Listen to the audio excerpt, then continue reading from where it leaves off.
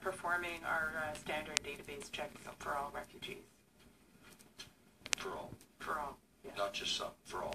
Okay, and will you be waiting for the answers from all the Five Eyes, all the database checks before you send them here?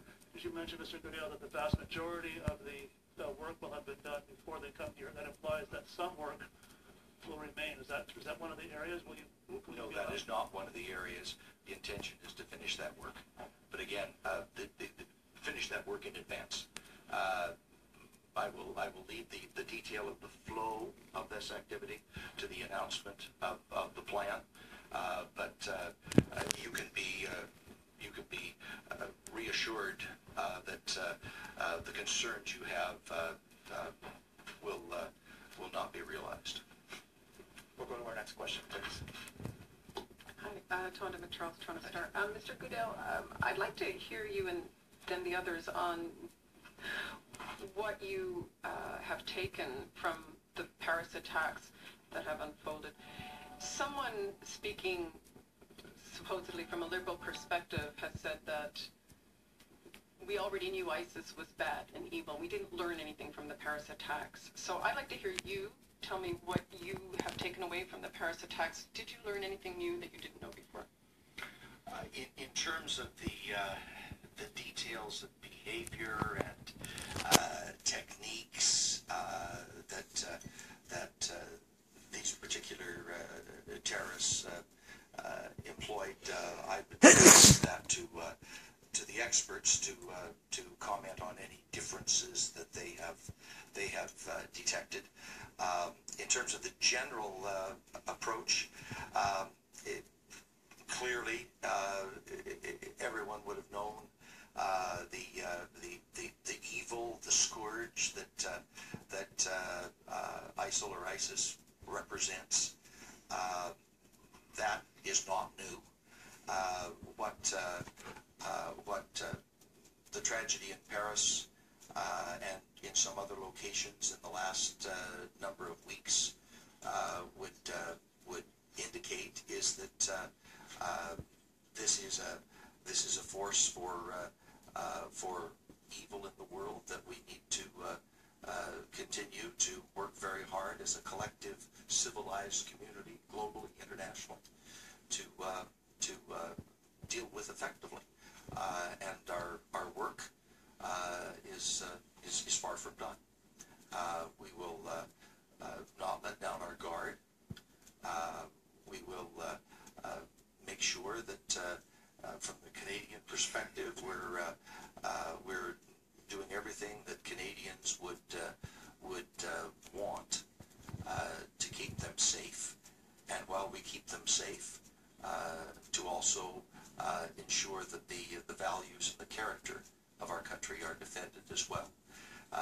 Because if we compromise on that, then the terrorists win, because that's exactly what they want. They want to change and compromise and degrade our free and democratic and inclusive, diverse way of life. And we just cannot let them get away with that. Well, I think what we've learned, all of us, is so far in the West, attacks by ISIL were actually individual inspired by ISIL.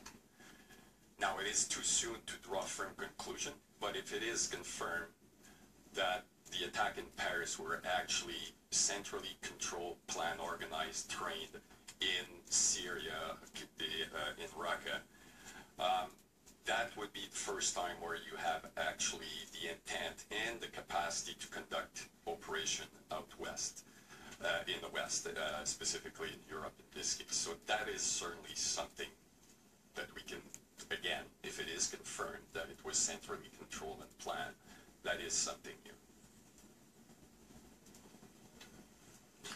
So I just then want to follow up.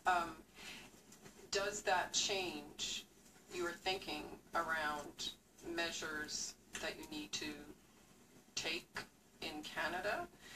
there's going to be a consideration of the measures that were enacted last year, which the Liberal government said on the campaign trail, some of which would be repealed. So does that change your thinking about that? In relation to C-51. Sorry, and I actually was directing that to the agency heads. Okay, good.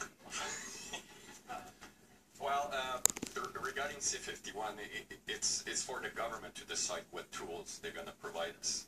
Our mandate, our role is then to use those tools to fulfill our mandate. We'll provide advice, but the ultimate decision is with the government, and like I said, whatever tool is provided, we'll use those tools.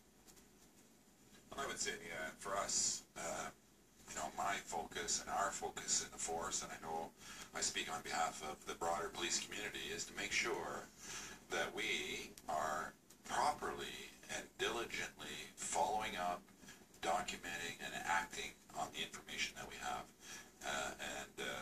All we can do is, act on the known information that we have. The unknowns, of course, you don't want to hear that known unknown speech, but that's true. So, what we know, we need to be diligent on, and that's what we're concentrating on.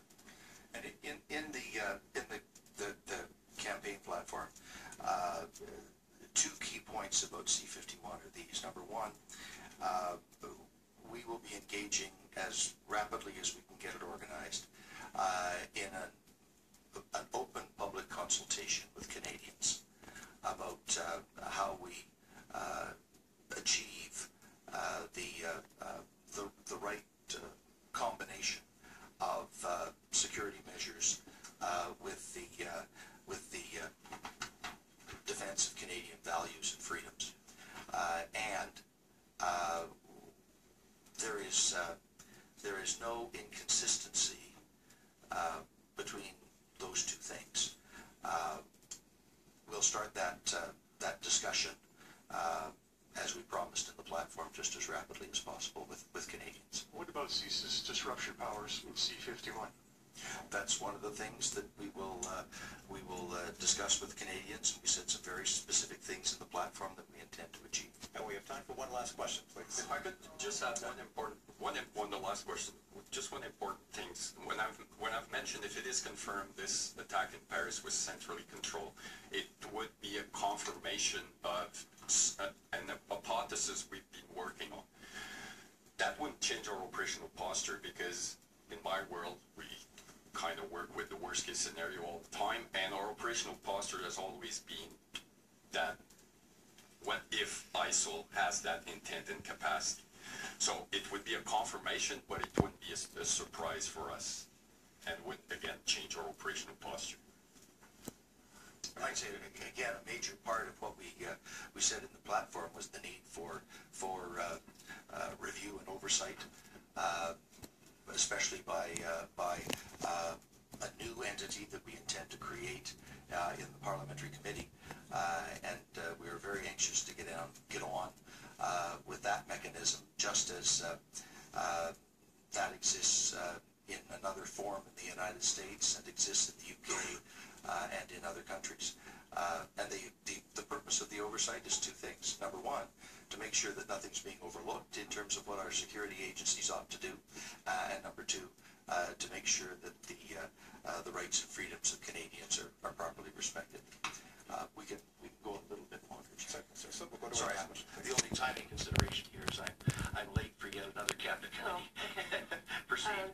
Julie Van Dusen, CBC. The UK has just doubled its budget to fight cyber terrorism, fearing that ISIS could attack critical infrastructure. Is there any concern about that here? Cyber is and it's been said that it is considered a major threat, not just from terrorist organizations, but also from some states. And certainly the service with partners, our CMP, CSE, our cyber is one of our top priorities. This is an area that I'm beginning to be further briefed on by the department, but indeed there was work underway previously involving some important private sector partners as well. Perhaps the deputy could comment on that. Yes, some investments were made in the last budget, and we've been pretty active with the committee of CEOs sectors of Canadian society. And that committee is a co-chair between Minister, myself, and John Manley, most of you would know. And we've given ourselves an agenda, a common agenda, because cyber is not only targeting governments, as you might imagine, but also private sector, small, medium-sized enterprise, even singular Canadians. So there's an agenda that is evolving on this, and it is a very important priority. Second quick question. You started your news conference by saying you really had nothing to say, and that the threat was not very high. We know, obviously, in other countries it is, including France. I'm just wondering, is there any correlation between the threat that Canadians are now experiencing and your pledge as a government to stop the bombing missions, the bombing of ISIS? What Prime Minister said, what we said in the platform, is that Canada needs to be